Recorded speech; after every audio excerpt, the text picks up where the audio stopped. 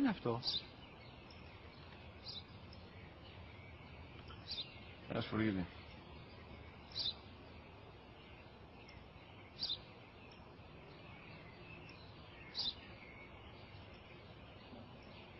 Τι είναι αυτό? Μόλις τώρα στο είπα, πατέρα, σφουργίτη είναι.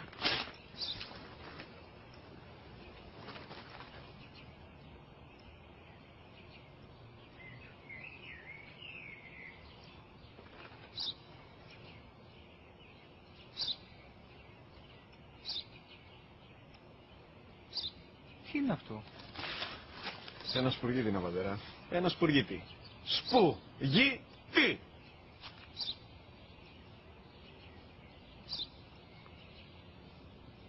Τι είναι αυτό? Γιατί το κάνεις αυτό το πράγμα, μπορείς να μου πεις? Τόσες φορές σου είπα, είναι ένα σπουργίτη. Δεν το καταλαβαίνεις.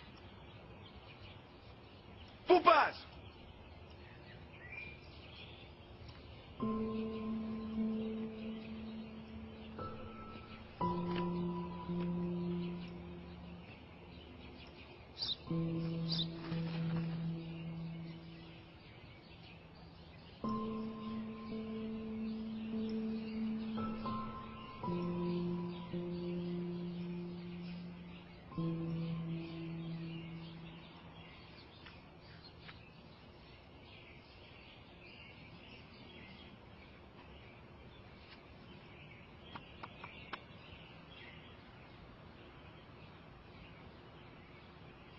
Δυνατά.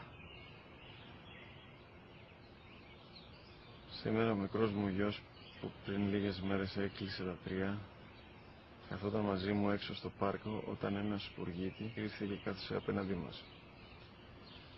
Ο γιος μου με ρώτησε 21 φορές τι ήταν αυτό και του απάντησα και τις 21 φορές ότι ήταν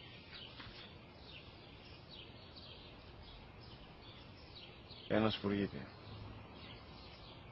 Τον αγκάλιασα τρυφερά και τις 21 φορές που μου έκανε την ίδια ερώτηση ξανά και ξανά,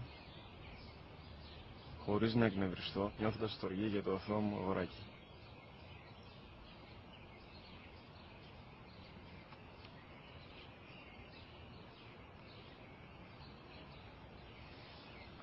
وقضى